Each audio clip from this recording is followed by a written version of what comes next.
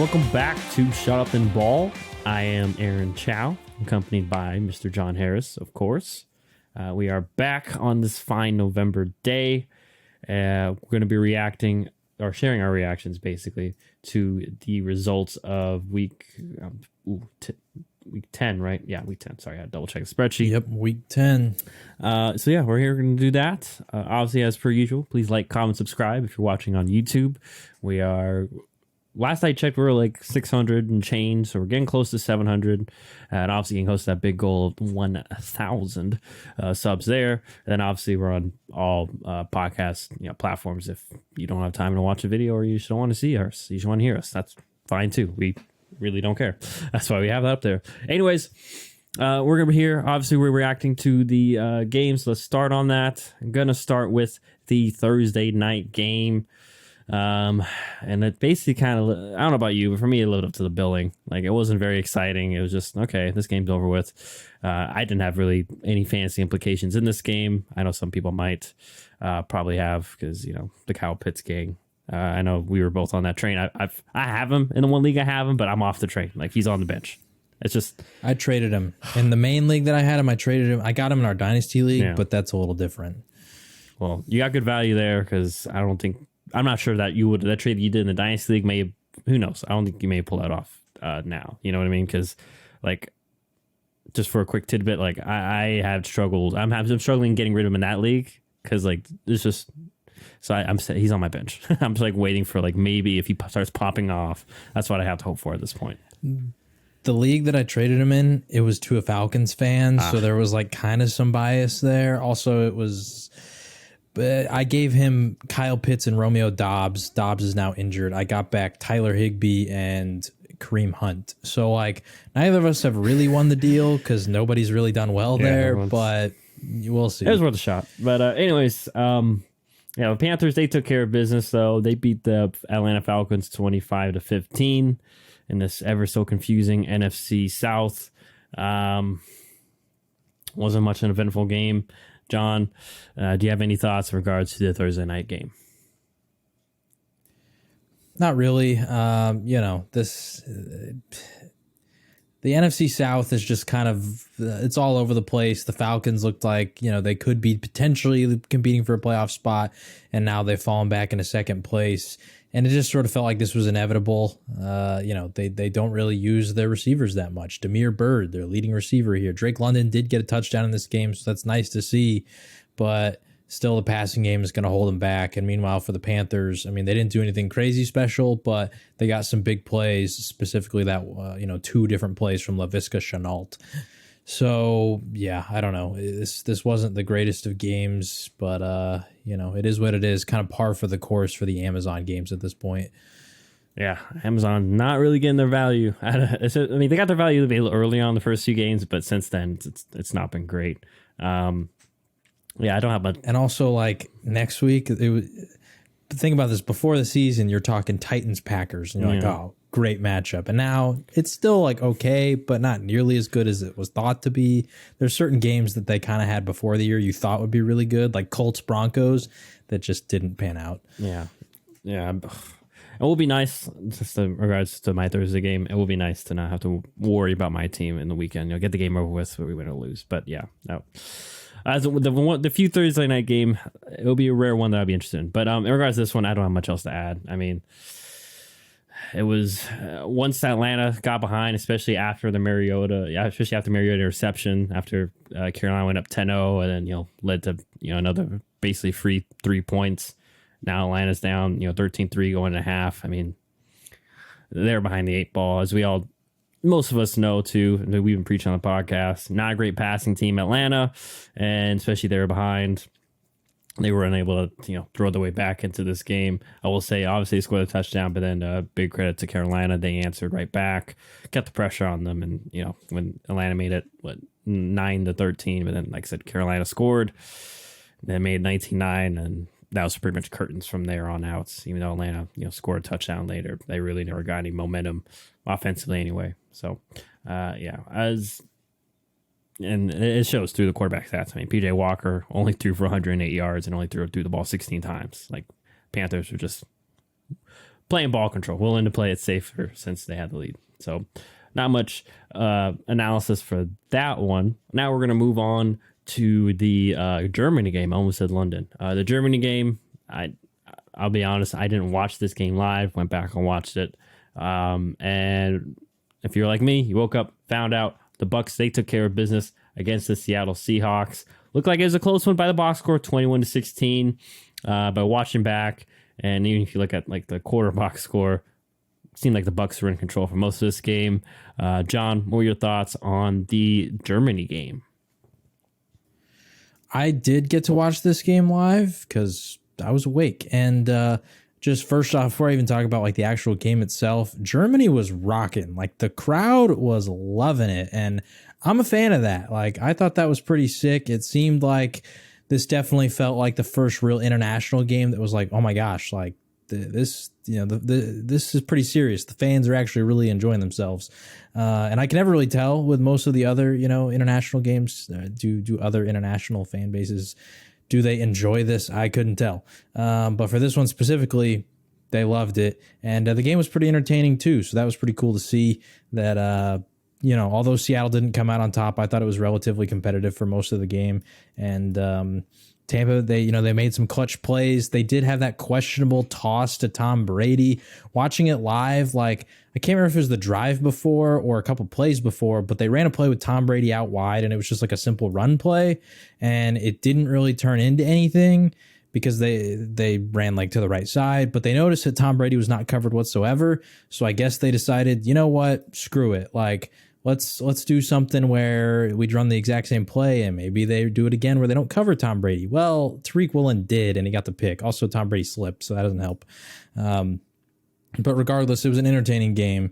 Seattle just kind of shot themselves in the foot near the end there with I think it was the Geno Smith fumble, right? I can't remember exactly what it was that happened late. I'm pretty sure it was a fumble. But it was a Geno Smith turnover for sure. It was in the red zone too. And then Tampa goes down and, they seal the game. So good win for Tampa. Also shout out to Rachaad White, kind of a little bit of a breakout performance here.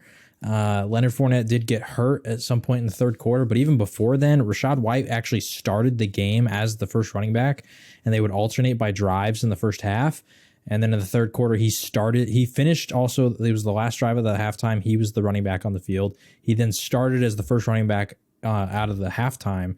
So maybe this could be a changing of the guard. I'm not sure.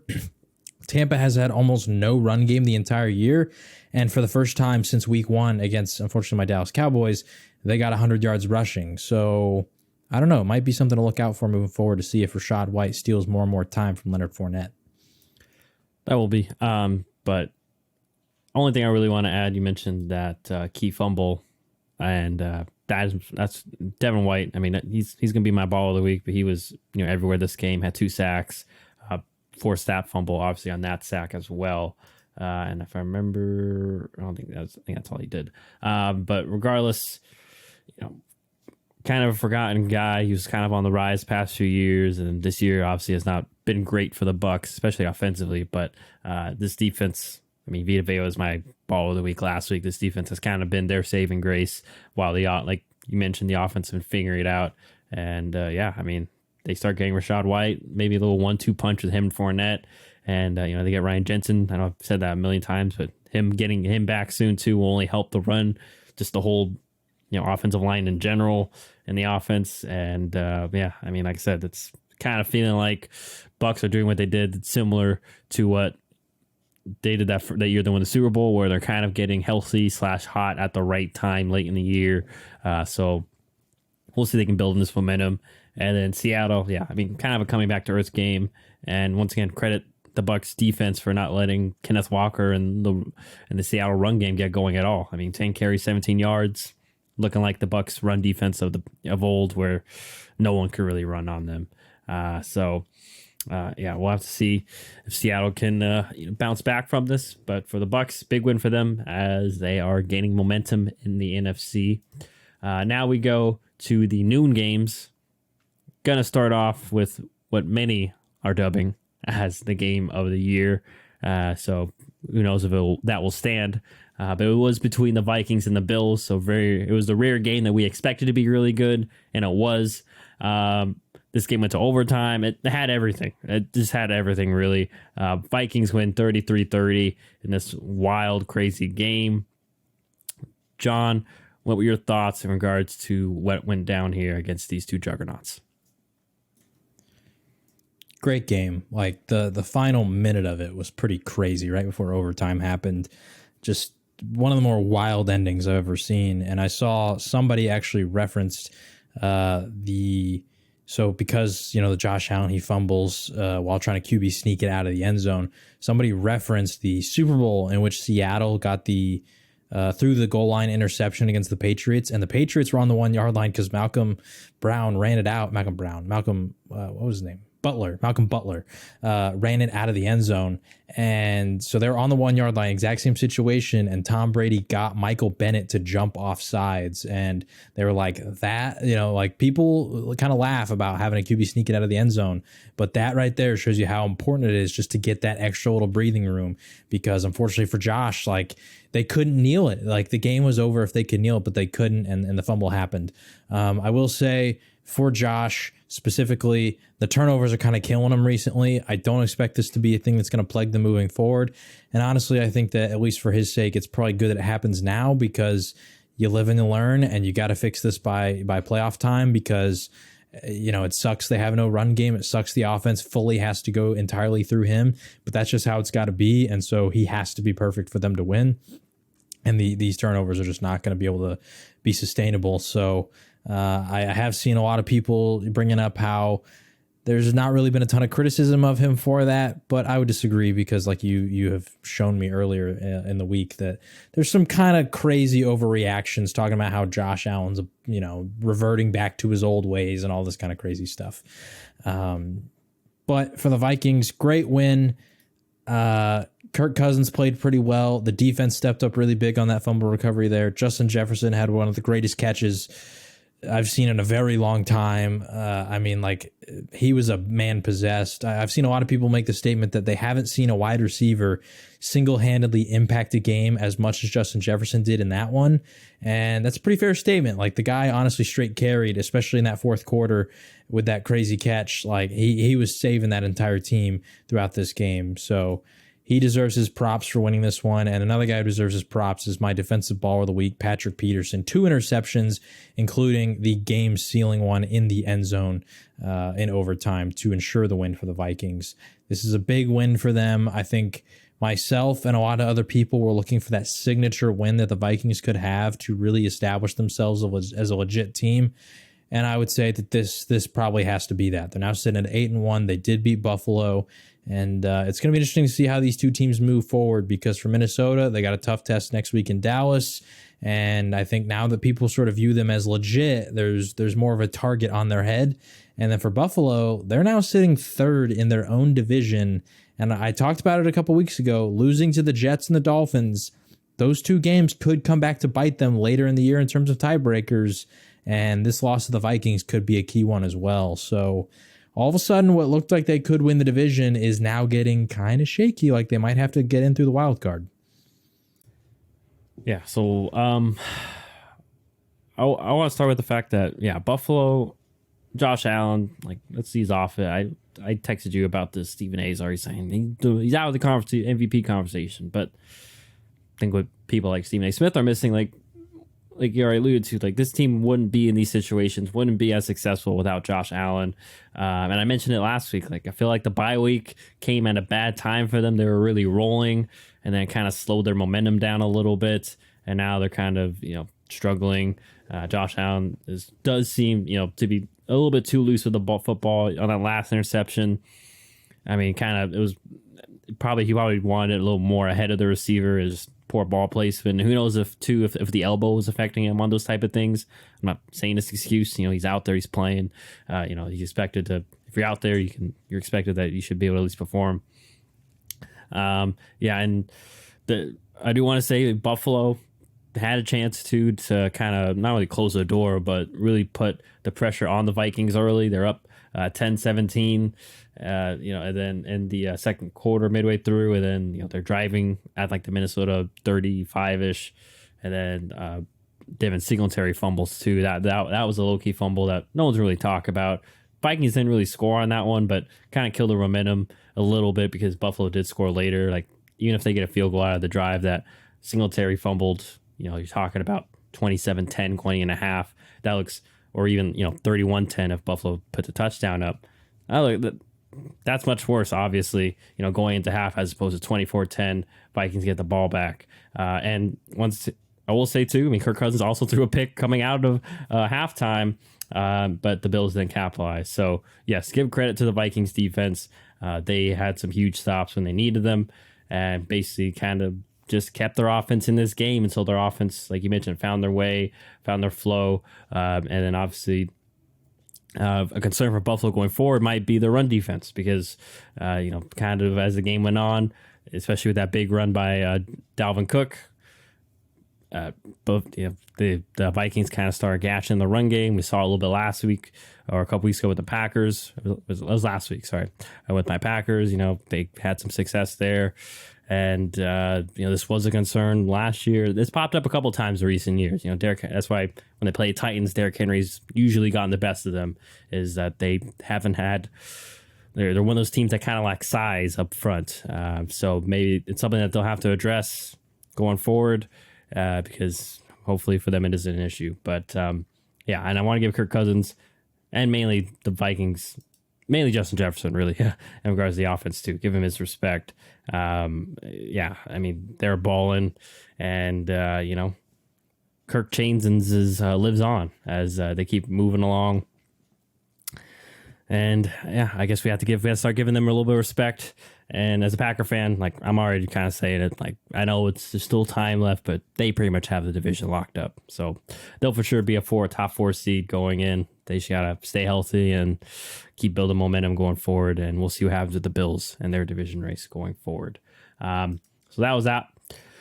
Speaking of my division, that's where we'll go next. Another exciting games that I don't think many eyes are on this one outside of Michigan and Illinois because everyone was watching Vikings Bills probably. But the Detroit Lions, they get the big win here. Back-to-back wins for Dan Campbell. 31-30 over the Bears. It's a great game by Justin Fields, but it wasn't enough, John. What were your thoughts in regards to this NFC North showdown? Well, Justin Fields, man, he's on a tear. He's doing really well, and it just shows, how big of an impact it makes when the team actually builds the scheme around you. And, you don't have to have all the talent in the world, especially when your quarterback can run. But if you just allow the quarterback to do things that they're actually good at, then all of a sudden you can actually see if they got something. Because at the end of the day, talent will always shine through. But that being said, the Lions did come out on top in this one. Dan Campbell's team was resilient, and it paid dividends because this was a close-knit game, and Justin Fields did throw a late turnover that pretty much gave the Lions the win here. They played well. I didn't get to see a ton of this game because I was watching Red Zone, and I was more locked in on the side screen to that Bills-Vikings game that was going on. But, the Bears, they've put up a lot of points this past month. I don't know if people have really been paying attention. Their offense has been really cranking, and yet they can't get it done. They put up 29 against Dallas, they lose. They put up 30 here against Detroit, they lose. They've had quite a few performances like this where they're putting up a lot of points, but obviously their defense is no longer elite like it used to be even a couple of years ago, and so they're not able to get wins. So I don't know. It's good, I guess, because you're putting more emphasis on offense, but I think this is just a clear sign that, all right, Justin Fields started to show you some stuff. You gotta make some big moves this offseason. Yeah, I don't have much else to add. I still see people, they're nitpicking about his, pick six. Okay, it's something he'll learn. He was a little bit late getting that screen out, and then Jeff Okudah, which credit to him, made the play on it. But literally, next drive is when he had that amazing touchdown run. And like you already alluded to, this Bears defense kind of just fell apart at the end, and they had, the Lions had that big, had a touchdown drive to kind of end it there with a couple minutes left in the fourth, 2 minutes. And then, Bears offense just couldn't get it done with their last opportunity. So, but in terms of the Bears, future thinking, obviously that's a loss, but encouraging loss. Once again, I'm not going to sit here and say absolute moral victory, but Justin Fields playing well. And like we mentioned before, a lot of cap space. And hopefully they can address the defense / give him some more help in the offseason. And then for Detroit, like I said, that's another key insurance win for Dan Campbell so that they can't fire him. It's like, hey, I got a couple big wins in the division, man. Like, give me another year. Not that they were, but who knows, with how the landscape's turning out. Like, we'll talk about later. There's a bunch of other head coaches that are still in their first year that people are calling for their heads. Like, the time of patience is kind of gone for the fan.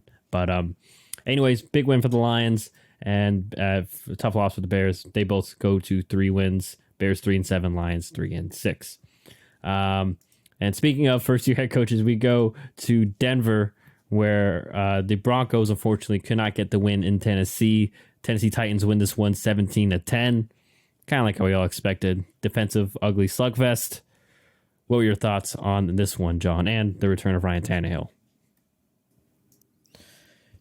Tennessee, they're going to do what they do. The fact that they're able to win this game despite Derrick Henry being held at 2.8 yards per carry just shows how well coached of a team they are, how well disciplined they are, the impact of Ryan Tannehill, because Malik Willis, incredibly raw prospect. He's got a lot of upside, but once again, Ryan Tannehill is this far superior quarterback as of right now.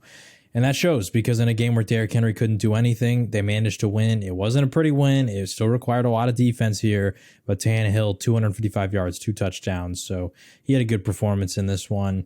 It did help that, what's his face? Nakeen Westbrook was able to put up. Yeah. Akine, yeah. Nick Akine Westbrook was able to get a couple long touchdowns. So that was nice. For the Broncos, man, kind of an embarrassing performance. You're coming out of a bye week. You've had plenty of time to prepare for this Titans team. I know they're well coached. I know they have a good defense, but we've seen other teams earlier in this year put up a lot of points on them. I know that, Denver doesn't have a Buffalo kind of level of offense, but Buffalo was able to put up like 40 something on them. And so if you can do even half as good as that, you're going to win this game, but they couldn't. And it's crazy to when you look at the stats that Denver literally has the best defense in terms of points allowed in the entire league. And I think about like 15 per game. Meanwhile, their offense is the worst in the entire league in terms of points scored. So it's just kind of the story of the Broncos that, like, yeah, they're 3-6, but man, if their offense was literally just like a touchdown better, they could be, a 6-7 win team right now. And that's how small of a difference, these kind of things make in the NFL. So, and it shows you how bad their offense truly is, that their defense is playing at such an elite level and they still can't win games and they're 3-6. So I feel bad for all the guys on the defensive side of the Broncos team, and for the offense, just truly unacceptable on everybody's part. Hackett, Wilson, the running backs, they had nothing going in the run game despite having 3 different guys involved. Jerry Jeudy did get hurt really early in the game, I think like the first drive. So he escapes any sort of criticism here. But even the receivers like Sutton, 6 for 66 on 11 targets. Like, you got to catch more of those. You got to get more involved. And same with everybody else. So offensively, just a complete failure and embarrassment from the Broncos again. And I kind of had a little bit of hope that the Broncos would figure it out after the bye week. Like, maybe Russell Wilson would work with Hackett. They'd install some more stuff he's comfortable with. He'd build up some more chemistry with the guys. And then they come out and they put up 10 points. So, yeah, just kind of unacceptable. Russ did wear the wristband this week. So, yeah. Anyways, we'll see how that goes going forward. I think you mentioned Tennessee's very good defense. Got to give credit to them. 6 sacks that will disrupt any rhythm and flow, even if you are a good offense, much less a struggling offense. Mainly I want to give more love to not Ryan Daboll, Mark Vrabel. Wait, Vrabel. Why is first name is Mark, right? Mike. Mike Vrabel. Why am I getting Mark? I'm getting my coach's names confused. Too many bland names. But yeah, Mike Vrabel, I want to give him credit to. One of those touchdowns to Westbrook Ikine off a flea flicker, like kind of going to the New England mindset too of finding different, just utilizing trick plays every now and then to generate easy offense, and obviously that led to a touchdown. That's what you want. So. Credit to him, obviously credit to Tannehill too, coming back, first game back against a really good defense. did Ryan Tannehill things, took care of the ball. And like you mentioned, not a day where Derrick Henry was gashing the Broncos, but, Tannehill kept the offense moving and scored enough points to win. And that's the Tennessee Titans way. And, so they'll keep trucking along. And as for Denver, yeah, I mean, we'll have to see what happens going forward. We've already said our thoughts pretty much on the situation. Pretty much, I don't think Nathaniel Hackett needs to be fired. I don't know the solution really. So we'll see if Denver can figure out the solution, because they do need to, or else they'll have a lot of questions to answer in the offseason. But big win for Tennessee as they continue on their march towards probably another AFC South crown.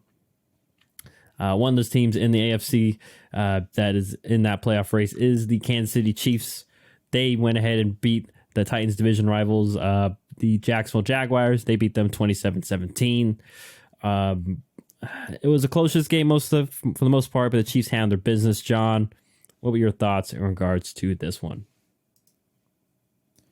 Chiefs doing Chiefs things. Jacksonville, they really want to run the ball. That's what they've been doing a lot with Travis Etienne, and Chiefs just didn't allow them. Game script forced them into pretty much throwing the ball the whole time. And, when you're playing from behind against Kansas City, it's always a tough spot. So good win for the Chiefs. Patrick Mahomes, my baller of the week, had 4 touchdowns, another signature Patrick Mahomes performance.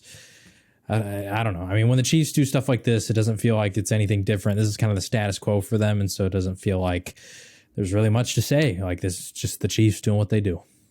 Yeah, like we had an MVP talk last week, and I just love how, people, there's some names that people are still throwing out there, and I'm just like, Holmes, he's out here throwing 330 and 4 touchdowns, and no one cares. Like, it's just another day in the, like you already said, like another day in the office for the Chiefs.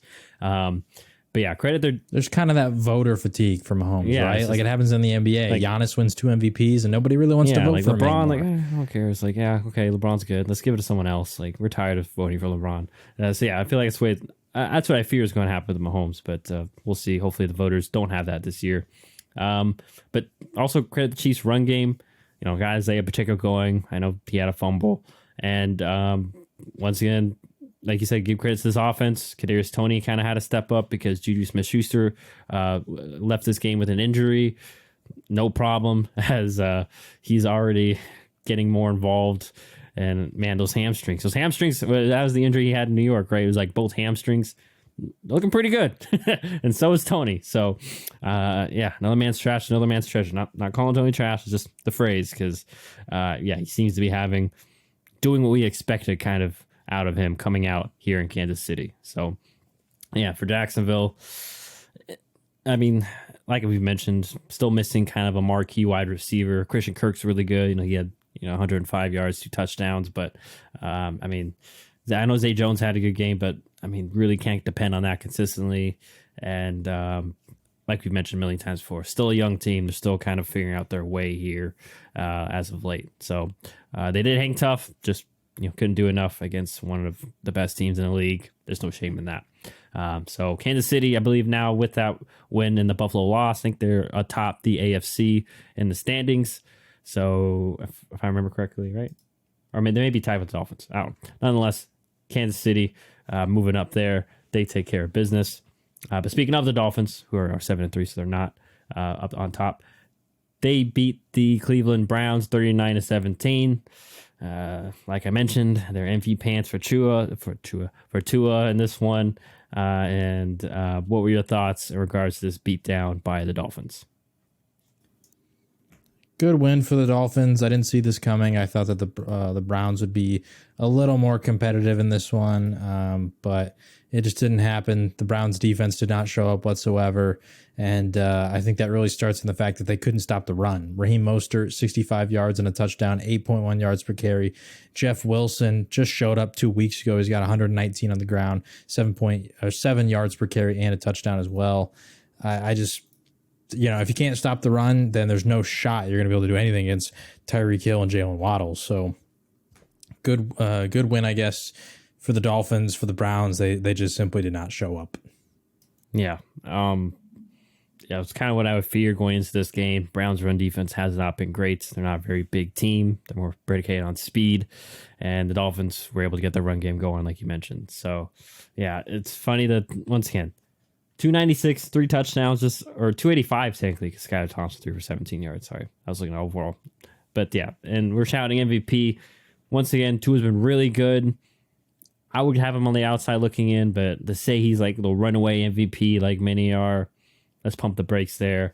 But yeah, I mean, this was a very encouraging performance for the Dolphins. They need to get the run game going because you're gonna have to be versatile come playoff time. Find different ways to win, and obviously getting the run game going will be key for their offense. You know, since they're kind of running that Kyle Shanahan ish offense. But yeah, credit Mike McDaniel in the game too for being patient for the run game and getting it going this week. And for the Browns, you know, they're just kind of, like we've mentioned before, waiting. They're 3-6. Who knows if they'll be able to make a run when Deshaun Watson gets back. So the next few games will be key for them. I forget, it's a week 12 he comes back, I think, right? Or week 13? I forget. I know it's against the Texans. So we'll talk about it's week 13. Okay. I think they have their bye coming up. So they have, I think, another game, and then they already had it. Had it. I think they had their bye 2 weeks ago. 2 weeks ago, sorry. I can tell I'm not a Cleveland fan, or no one really cares. So not that Brissett's been bad, but you know, maybe that'll help jumpstart their offense to kind of offset their defense. So that is Browns, Dolphins. Dolphins take care of business. Now we go to New York, where the New York Giants, they took care of business against the Texans, 24-16. Thoughts, if any, on this one? Seems pretty cut and dry. Yeah, don't really have any. You know, the Texans can't stop the run. The Giants are going to want to run. So that's what happened. Otherwise, yeah, it went pretty much as expected. Yeah, I mean, Saquon, they just, like, 35 carries. They just fed Saquon. We'll give credit to Daniel Jones. You know, was efficient when he did have to make plays with his arm. 13 for 17. Hit Darius Slayton on that big bomb. But, yeah, I mean, the Texans lacking, you know, some key skill position guys, especially wide receiver wise. I know Brandon Cooks to play this game, but he's only one man, and we all know what Davis Mills is. Davis Mills, he's good. Like, he's not terrible, but he's not amazing. And yeah, I mean, credit to the Giants. They're still trying to find ways to win, and 7-2, so they're still in the driver's seat there and the NFC. So they take care of business, avoiding any sort of upset. But speaking of upset, this one kind of was, not really record-wise, but the Pittsburgh Steelers at home. Shout out to my friend Anik. He went to that game. They beat the Saints 20-10. The return of TJ Watt, even though they did lose Mika Fitzpatrick to appendectomy. I think that's the phrase I'm losing. He could be out for some time. I remember when I saw that going into this game, I was like, oh, like I remember correctly, I picked the Saints. Like, this is it. Like, this is perfect. Like, you know, the Andy Donk maybe take advantage of that secondary. Didn't happen, John. The Steelers offense too kind of found a flow here. I know we've had trust issues with the Saints and such. What are your thoughts in regards to this game? Because this one was a little bit of a surprise, especially in regards to the Steelers' offensive performance. The Saints are just a bad team, man. Like, there's just not a lot going for them right now, and it does suck. They have a lot of injuries, like Michael Thomas. Jarvis Landry just finally came back. They got injuries along the offensive line.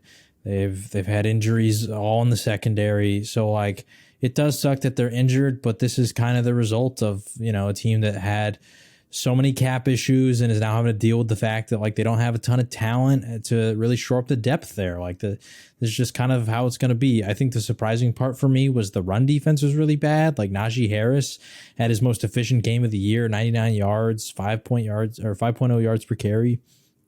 Kenny Pickett was able to run well. Jaylen Warren was averaging over 4 a carry. George Pickens had a couple of different run plays, one of which he busted for a pretty long run.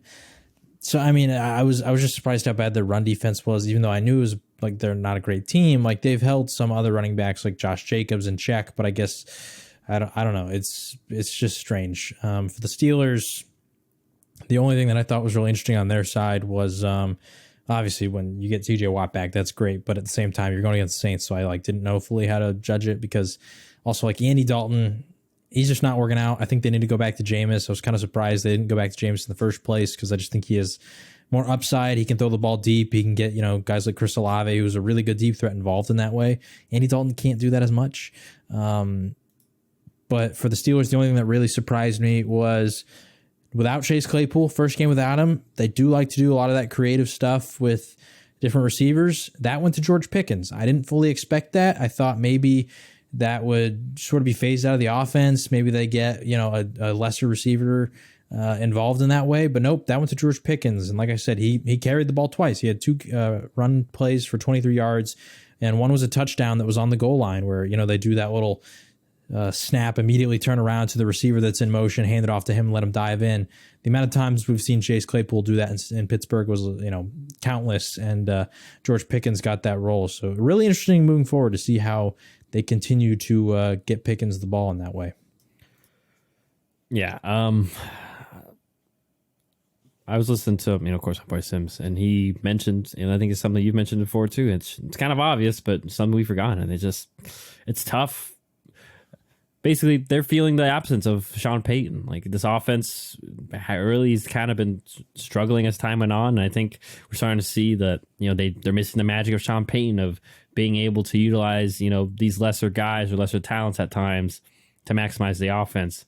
And then I remember too, even as a motivator, like, I don't know if you remember this, it was like a couple of years ago. I think Sean Payton felt that, like, he could tell his team wasn't really, like, I think it was like before the game, they weren't really into it or whatever. And he, like, broke a fire alarm or something, like, and then they, just to kind of get their attention and be like, hey, like, I don't know. So there's different things like that. It seemed like Sean Payton had a good feel for the vibe in the locker room and the attitude. And not that Dennis Allen, can't do that, but it's his first year, and I think we're just seeing that there's a drop off, especially offensively. And we'll see if they can make that change to Jameis, like you mentioned, because I think that you got to go back to Jameis. He at least, can give you can make more plays. I think he has a better arm at this point. And they mentioned that they're sticking with Dalton because he takes care of the ball, but here he goes again. I mean, remember the Arizona game, he threw 2 interceptions there, threw 2 interceptions here. So is he really taking care of the ball? No.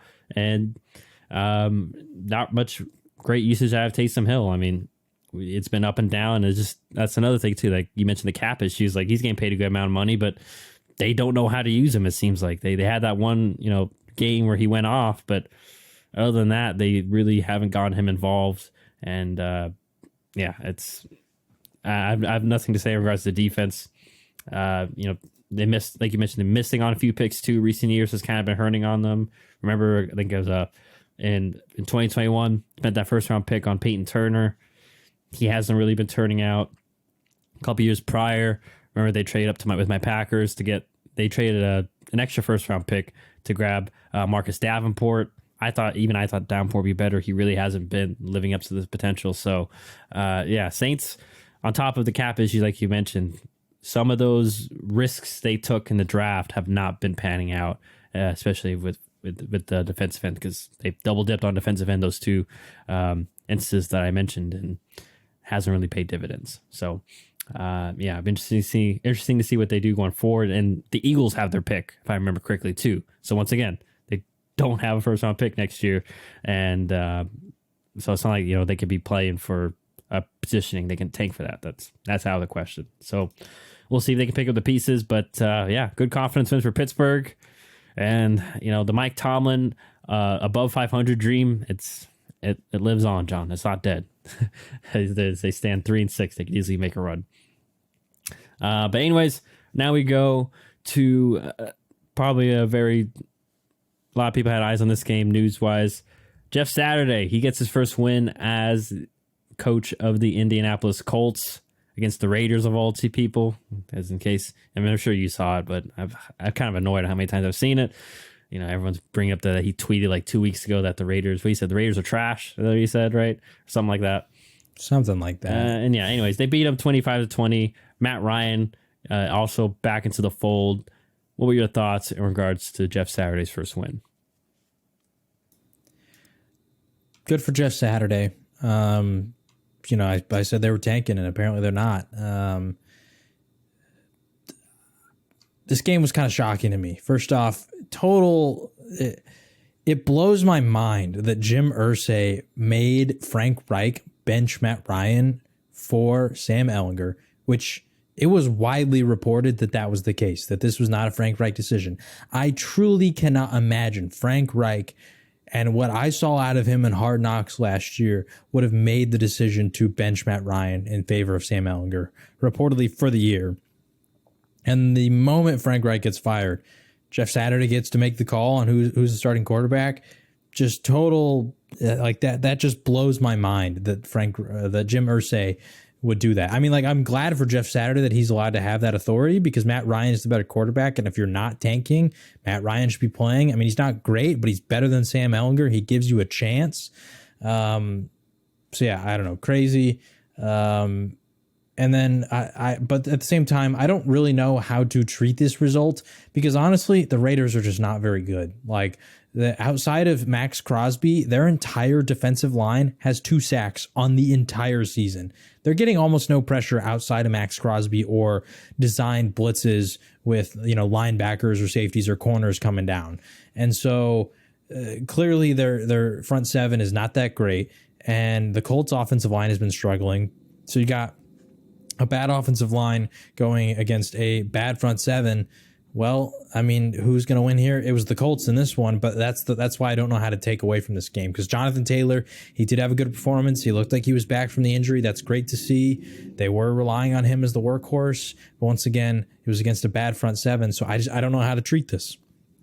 This could be a flash in the pan, and maybe they go back to being bad next week. It could be an indicator that the offensive line and Jonathan Taylor are magically fixed. I don't know. I just think that this game in a vacuum was hard to tell really what happened outside of the fact that I guess the Colts aren't tanking. So good on Jeff Saturday to get his first career win.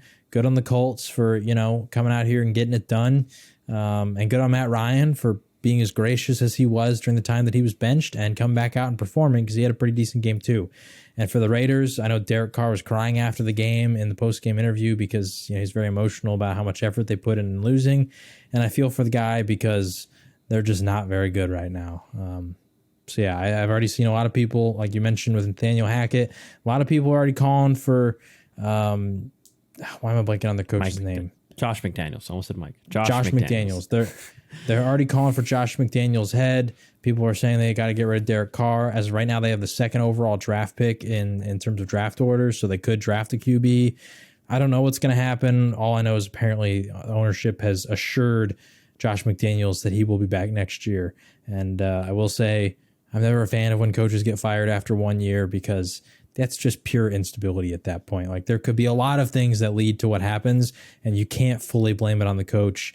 After year 2, after year 3, sure, because then you have enough of a sample size to really see you got different changes of talent and schedules and all that stuff. So you can be more sure as the coach. 1 year, it's hard to tell. So I'm glad that the ownership is at least having some stability there, despite how bad the Raiders have been. Yeah, and I think you have to remember, too, like this raw, I think you already said the defensive line, and hey, they brought in Chris Chandler-Jones. He hasn't really done much. Saying. And we have to remember, too, like I kind of mentioned with the Saints, like the Raiders, they've also been very notorious. The previous regime, especially, if we all remember, missing on a lot of draft picks. Like we texted on our group chat, I think last week, released one of their former first rounders, Jonathan Abram. And I think the only guy, that was a draft, they picked Clellan Ferrell at 4 over guys like Quinnen Williams and even my guy Rashawn Gary and even Ed Oliver. And then, grabbed Jonathan Abram late, and then they also grabbed Josh Jacobs, who's kind of been the only one that's at least lived up to his first round billing. But and then as we all know, they're the other ones, Alex Leatherwood. So I just don't think it's fair to fire Josh, like you said, to fire Josh McDaniels when he's already kind of dealing with still picking up the pieces after the previous regime before he can even install his pieces. I mean, we've seen Devontae Adams, their card, they're a very good connection. But once again, no Hunter Renfrow this game. Why am I blanking on tight end? Darren Waller either. Waller's been, really been hit with the injury bug. So, yeah, I mean, we shouldn't be too shocked at this offense with an offensive line that everyone, was down on, too, at the beginning of the year that we forget. we shouldn't be shocked this team is this poor, and then defensively too, like you mentioned, and like we've mentioned. I mean, only difference maker is Max Crosby. So I'm not sure their cap situation going into the offseason, but I'm sure they can find ways to be flexible because, yeah, they need a facelift really on both sides of the ball. I'm not sure if changing quarterback's the answer. I'm sure they'll probably end up using that pick on something else, but who knows? Maybe they can find some sort of value for Derek Carr.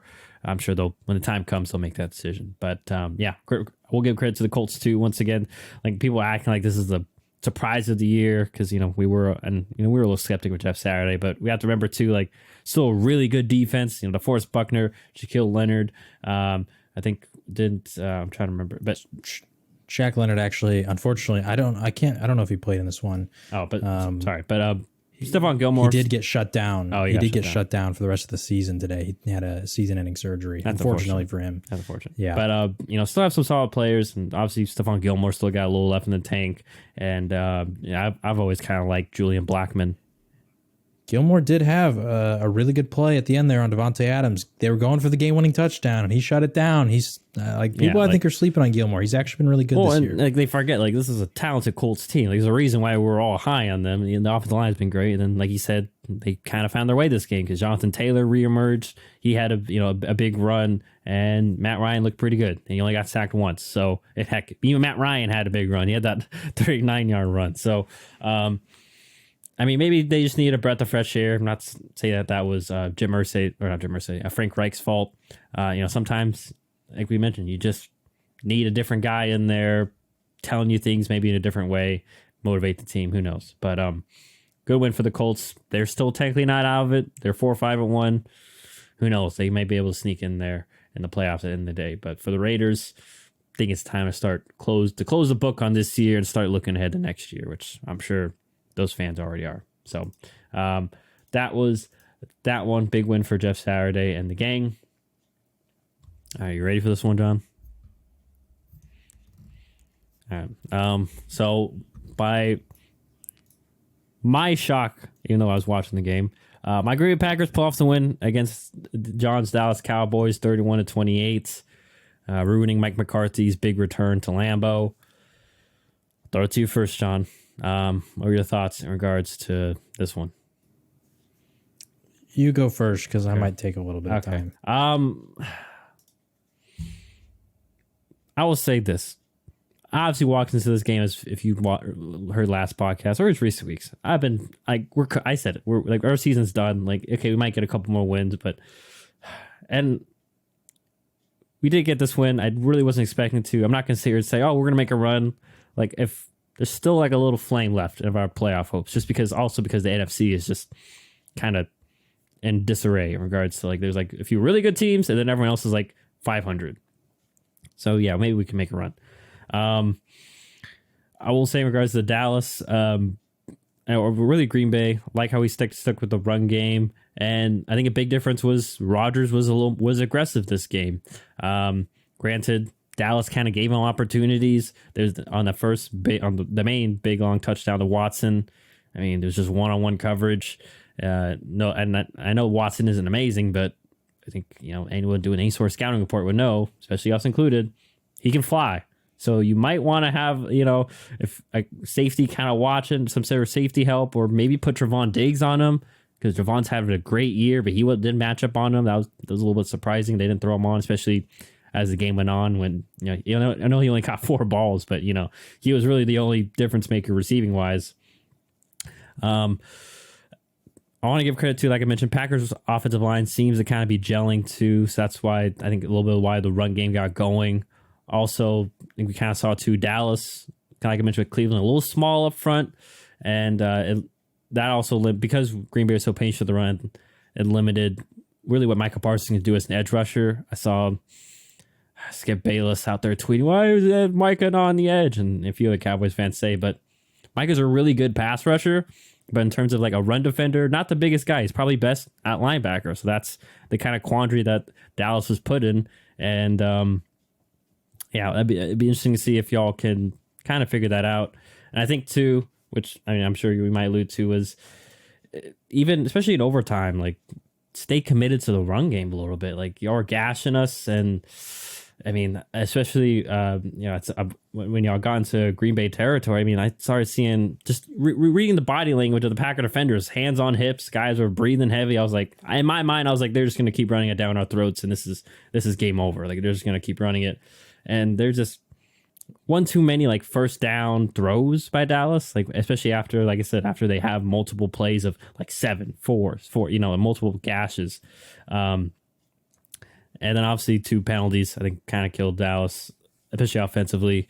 You mentioned, Jair got away with a little bit of PI too. I think it was on that 4th down, or it was on a 4th down, or it was on a 3rd down, I think, because right on CD. It was on the third down in overtime, and then the 4th down, the next play was when they turned it over on downs. Okay, so I think it was that 3rd down because he threw it to Lamb. That's when he targeted Lamb.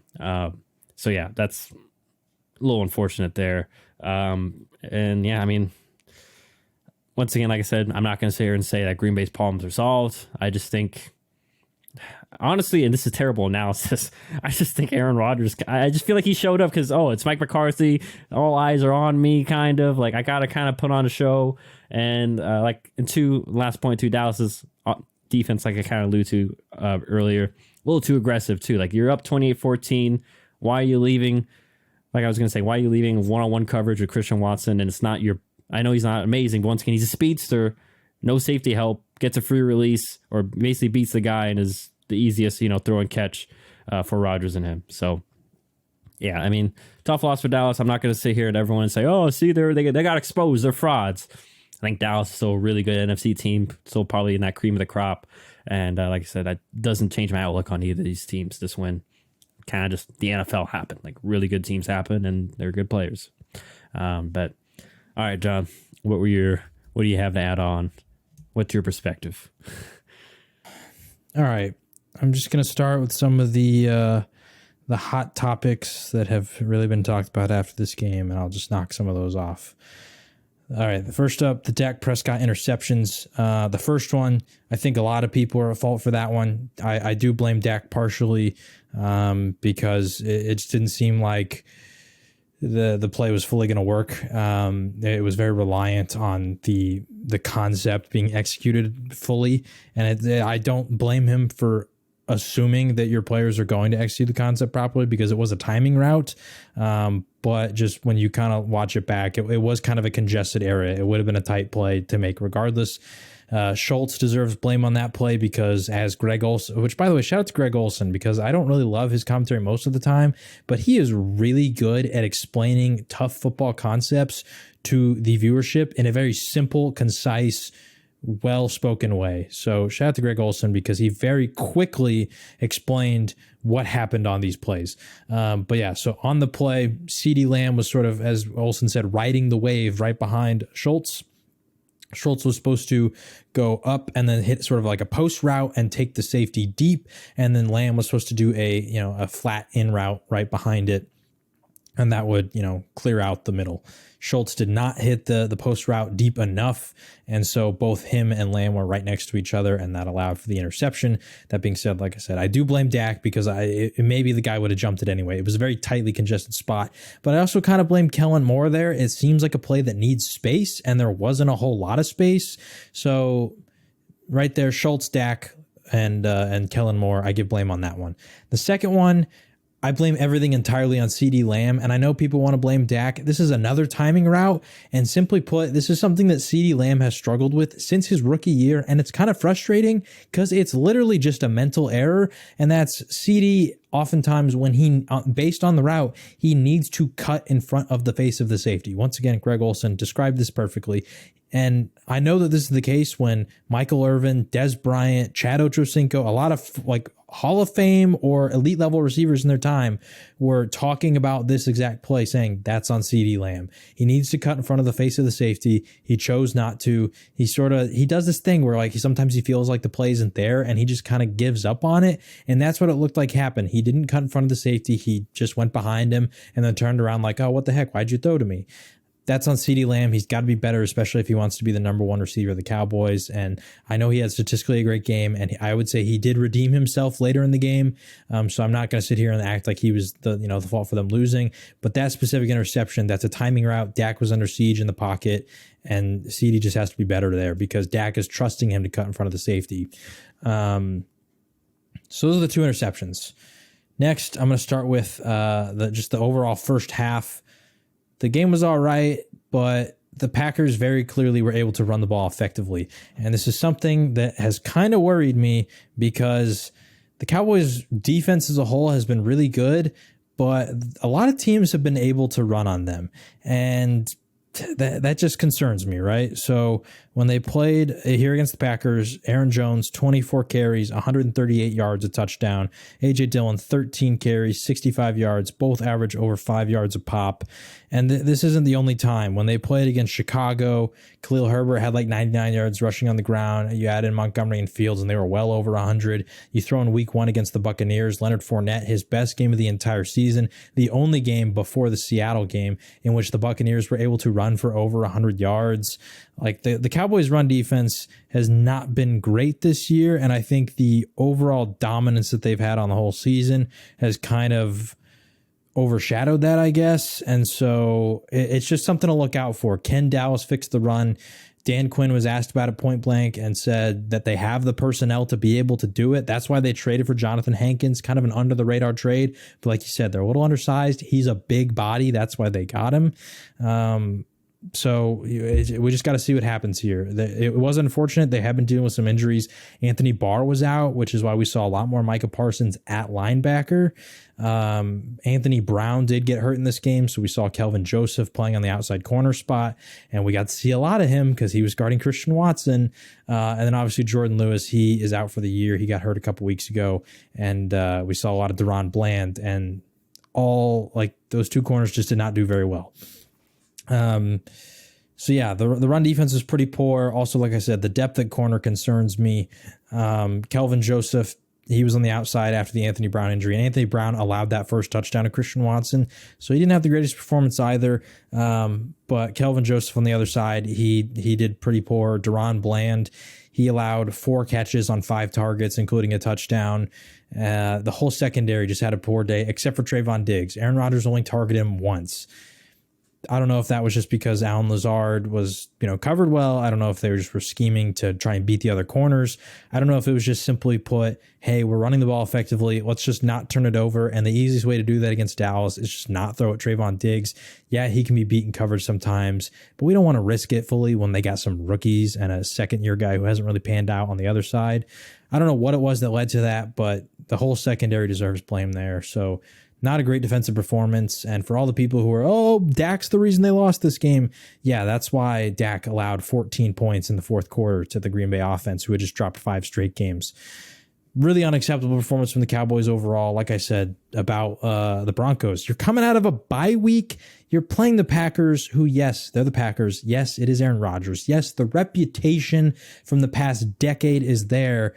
But as you can attest, this Packers team has lost 5 straight games. They just put up 9 points against the Detroit Lions. And I know that's a divisional game, so things can kind of get wacky there. But this was just an unacceptable performance from the Cowboys. And although I'm being incredibly negative right now, you move on to Minnesota next week. They're still 6-3. They're still primed to make the playoffs. They still have a relatively easy schedule the rest of the year with Houston, Jacksonville, Indianapolis, like quite a few other losing teams on the docket. But the main issue I had with this game was a lot of the issues that I saw last year that I thought maybe they had fixed this year. They creeped back up, and it worries me that maybe they'll hide it again during the easy portion of their schedule this year, and then come playoff time, if we see another game that happens exactly like this one, there you go. That's kind of what I see happening. So The only positive side of that is, I guess, maybe this puts pressure on Mike McCarthy. You didn't win your revenge game against your former team, and it was not a great game overall, despite the fact that it was close. Like this should have been an easy win. Well, not easy, but this should have been a confident win where you come out and you look strong, and that's not really what happened. So maybe that means there's pressure on him and he gets moved on from in the offseason, or maybe he responds to the pressure. I'm not sure. But overall, this was just kind of an unacceptable game from the Cowboys. Also, I didn't talk about overtime yet. Tony Pollard, the guy's balling out. 22 carries, 115 yards, 5 yards per carry. He's got a touchdown. And in the overtime, they ran the ball with him 4 times. On those runs, he had, let me try and find it. On those runs, so the first run he had in overtime, he ran for 7 yards. Then the second one, 7 yards. Third one, 9 yards, but it was negated by Jalen Tolbert lining up offsides. Like, why is Jalen Tolbert in the game? I texted you. I remember I texted. I said Jalen Tolbert shacked in a fool, because also he's looking at the side referee. All you got to do is like put your arm out, and the referee will tell you, "Hey, you gotta like just."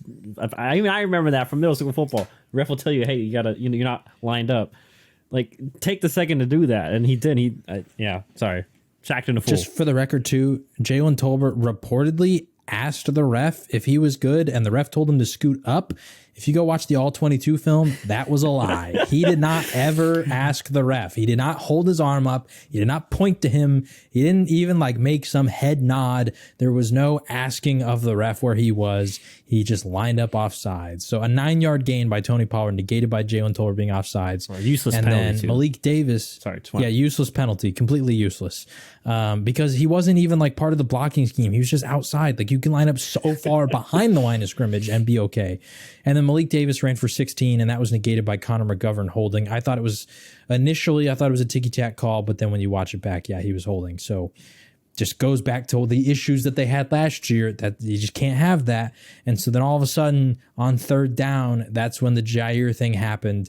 And yes, that was a pass interference. Jair got away with one. That being said, you're playing in Lambeau. Like, you kind of got to expect these things. And like, there's a built-in home field advantage everywhere. If this is in Dallas, that gets called. Like, that's just how it is. And as I always say, if it comes down to a flag, you didn't do good enough on the game. It is frustrating. I'm tired of having to say that, but that's just how it is.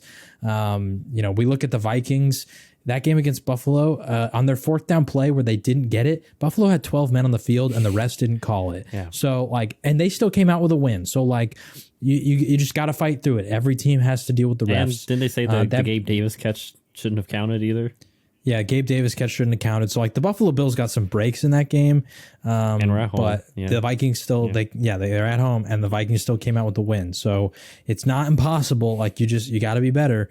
But I don't have issue with them going for it on 4th down. I just feel like if you knew it was 4th down territory, with the way that Tony Pollard was playing, why would you not just run the ball? Worst case, you don't get it. You were going to go for it anyway. And best case, you do get it. It's 1st down and you keep moving. And based on these previous 4 runs in overtime, Pollard for 7, Pollard for 7, Pollard for 9, negated by a penalty, and Davis for 16, negated by a penalty, they were getting almost a 1st down every single time they ran the ball in overtime. Just run it. I don't feel like it was that complicated, and that's a coaching thing. That's on Kellen Moore. That's on Mike McCarthy. He's just, I don't know. And it's a shame. Like I said, it's a shame too. The 3rd down play isn't. Sorry, go ahead. The 2nd down play was a great play though too. That's a shame because I was sitting there 2nd 19. I was like, okay, we're good. And then boom, they hit the 16-yard pass to Schultz, which was a very great timing route. Yeah. And I was like, oh damn! Like, now it's 3rd manageable. And then they exactly. And the 3rd down play was fine. Like, Lamb did beat Jair off the line on the slant route. But still, like, I don't know. I just feel like the logic of, if we're going to go for it on 4th down, like, I feel like there wasn't foresight there. I feel like they called the 3rd down play expecting to get it, and then they made the decision to go for it on 4th down, to where, like, if you're a really great coach, okay, if we don't get this, we're going for it. And you decide that ahead of time, which you can tell the offensive coordinator and the quarterback that. And that gives that changes the way they're going to attack the play, because they know they have another chance after this one. So I don't know. frustrating loss because this really should not have been a game of the loss. You go up into the fourth quarter, you're up 28-14 against a team that has dropped 5 straight games off your bye week. The Cowboys should not have lost this one, and that's the end of my rant. Yeah. So, like I said, I think it's just a bump in the road, but hey, now you kind of know the issues you need to address. They come more to light, so we'll see if Dallas can shore up those penalty issues, fix some offensive play calling, adjust some of that, and then obviously make adjustments in their run defense going forward. So now we move, unfortunately, on to a game that was less spectacular / eye-grabby because it was a battle of the backups between the Arizona Cardinals and the LA Rams. Cardinals win 27-17. I mean, kudos, Colt McCoy. Congratulations, buddy. You got another win as a backup. I don't know how many times he's done that. And I'm sorry. Yeah, and I don't know. I just don't have anything to say in this game. Do you have anything to add to even? I do just want to mention that I did say the Rams would win, but if Stafford did not play, I was picking the Cardinals. That was also, I knew that Kyler might not play too, so that was built into the fact that I knew more about Colt McCoy than I did John Walford. So it was like, if both backups play, I'm taking Colt McCoy. If Kyler plays and John Walford plays, I'm taking Kyler Murray. So I luckily got this game right because of my amendum there. That said, I don't have a ton to say about this game. Battle of the backups, like you said, and the Cardinals just had the better backup, in my opinion. James Conner had a decent game. Meanwhile, the Rams still have no run offense. Cooper Kupp goes down, and he is literally your entire offense, and it's really unfortunate. High ankle sprain, out 4 to 6 weeks. So when he went down, I knew there was no shot the Rams were going to come back. And honestly, at this point, I wouldn't be shocked if we start to see a lot of their star players kind of get shut down for the year, whether they're injured or not, because they're 3-6, the division, they're now last place. And I'm just going to say it. They're eliminated from the playoffs. Like, I know statistically they're not, and there's a chance, but without Cooper Kupp, I just cannot see how this offense dramatically improves to the point that they can start rattling off wins. Yeah. So keep an eye out for if Matthew Stafford gets shut down. Because remember, too, begin the season, and who knows if it's still bothering him, have that elbow issue. So they may just say, hey, let's shut it down, get him healthy, and we'll look forward to next year. I think they still owe their first-round pick to Seattle, not Seattle, Detroit. I think Detroit for the Stafford trade. So, man, Detroit, they're pretty happy about this. Dan Campbell's definitely clapping his hands over there because they probably might have two top 5 picks probably. So, shout out to the Saints, by the way, too, because their pick is sitting in Philadelphia right now, and it's top 5 as well. So, anyways, battle of the backups, won by Colt McCoy, the more experienced one. Now we go to the Sunday night game, West Coast battle here between the San Francisco 49ers. They beat the LA Chargers 22-16. At first, it didn't look like it was a little scary there because I think we both picked San Fran. Fortunately, they didn't cover. But nonetheless, late in the game, they pulled away. What were your thoughts in regards to the Sunday night game, John? This was a good one. I was really surprised to see how much they used Elijah Mitchell. And all of a sudden it's starting to come out that Kyle Shanahan is like, yeah, we kind of want to get a very even split between McCaffrey and Mitchell. And this was kind of the worry I had as a fantasy manager for McCaffrey, that they just got so much talent there that I think they're going to want to save McCaffrey for the playoffs. And it's smart. I get it. I understand why they're doing it for real life purposes. And McCaffrey's still talented enough that he should put up some fantasy points. So, like, you're never going to bench him, but just, kind of a bummer there. For the Chargers, man, Justin Herbert, he's trying. He had a throw where he moved out to the right side of the pocket. Guys started swinging out to the right. So he did this quick step into the left right before he got popped in the back, made a nice throw to the sideline. And it was like a 15-yard play. And those kind of things, nobody's going to care. It's not a highlight that everybody's going to share around. Nobody's going to sit there and talk about how special of a throw it was. But it just shows you that he's a great quarterback. He's doing that with no offensive line. His top playmakers are out. And they have basically no run game because they're in a tight game. But I don't know. I felt like they could have ran the ball a little more, especially since at a halftime they had the lead. And yet, despite that, Austin Eckler only had 6 carries. Isaiah Spiller only had 4. Sony Michel had 1. So they ran the ball 11 times to the running backs. I don't know. It was a very strange game from the Chargers because I felt like they played well, but then when you look at the box score afterwards, you're like, man, maybe they could have wasted some clock here. They could have prevented this 49ers late drive, especially considering that in the second half, the Chargers didn't score any points while the Niners put up 12. So I don't know. It was a good competitive game from both sides. I think these teams are both better than their records, now both sitting at 5-4. Just got to see both of them get fully healthy. And luckily for the 49ers, this is kind of their moment where they are. And for the Chargers, fingers crossed that Keenan Allen and Mike Williams will eventually come back. Yeah, I mean, I don't have anything to add in regards to that offense. Like you already kind of hit that on the head.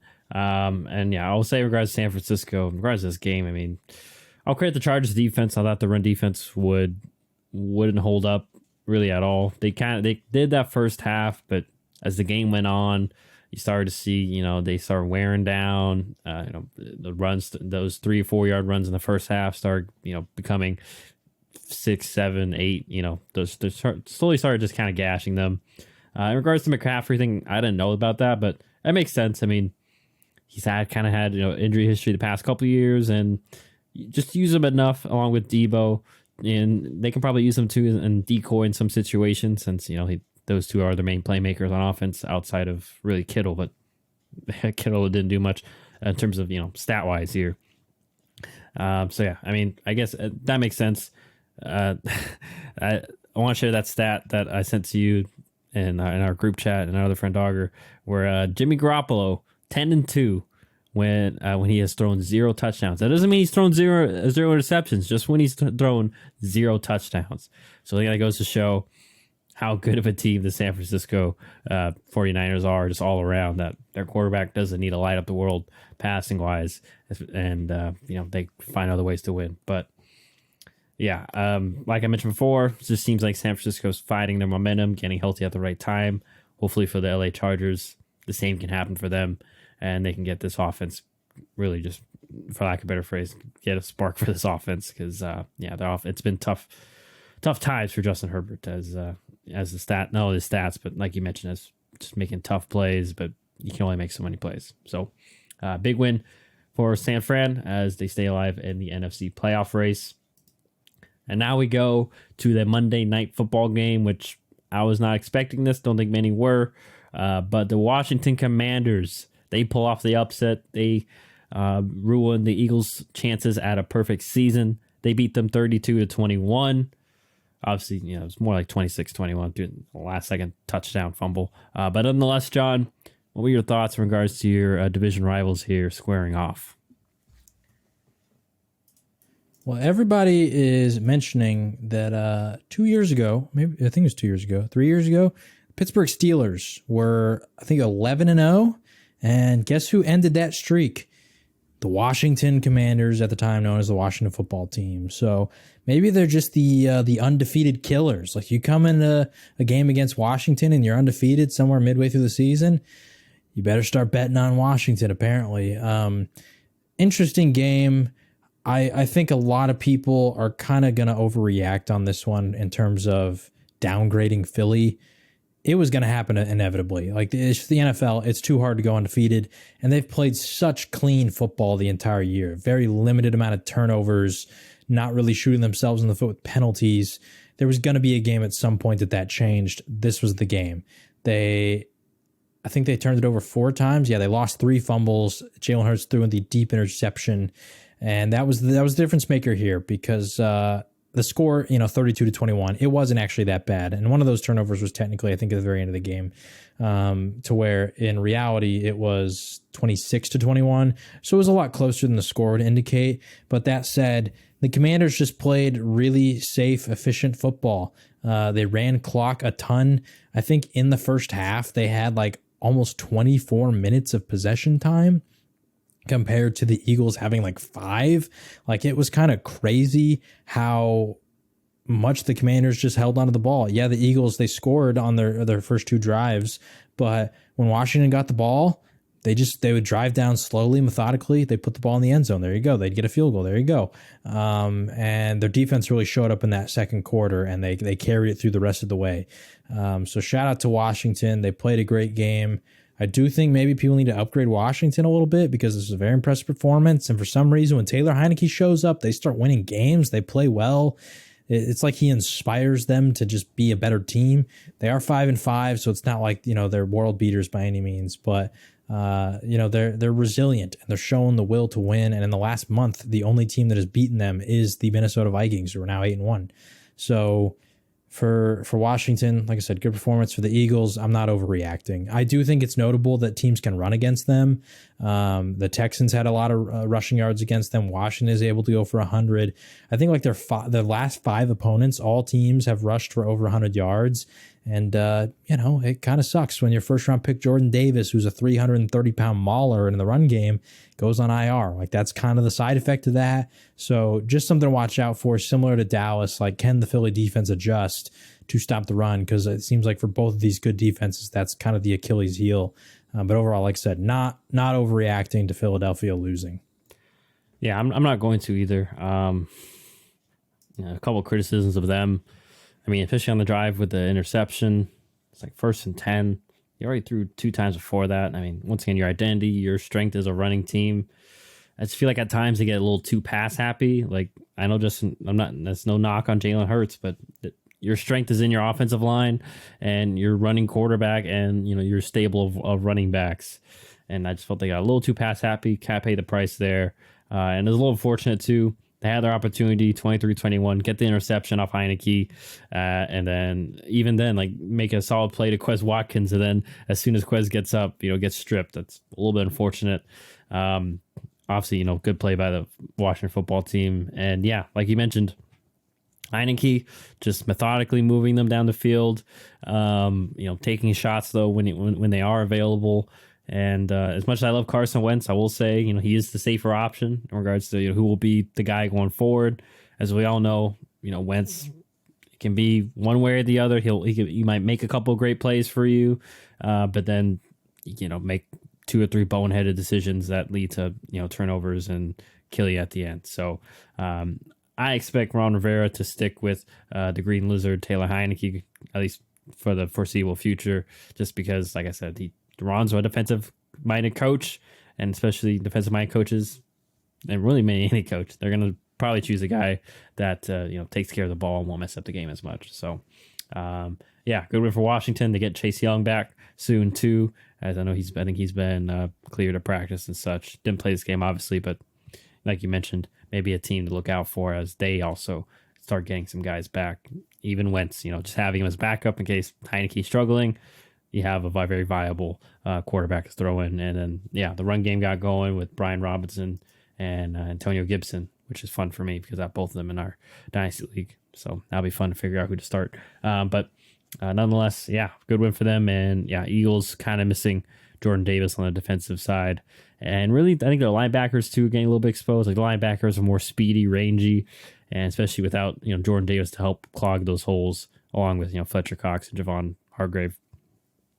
It puts more of the onus on those linebackers to make stops in the trash, and they seem to be struggling so far. So, but I expect Philly to bounce back, and obviously Washington. We'll see if they can keep the momentum going.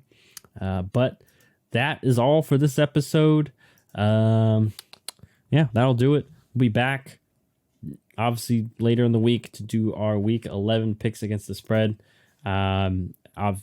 With Thursday and all that such, Week 11, had that right. So as per usual, feel free to like, comment, subscribe if you're watching on YouTube or listening to our podcast, where you can rate, review, whatever system they use to review us.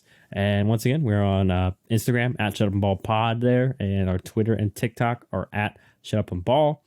For John and myself, that will be all for this one. See y'all next time. Adios.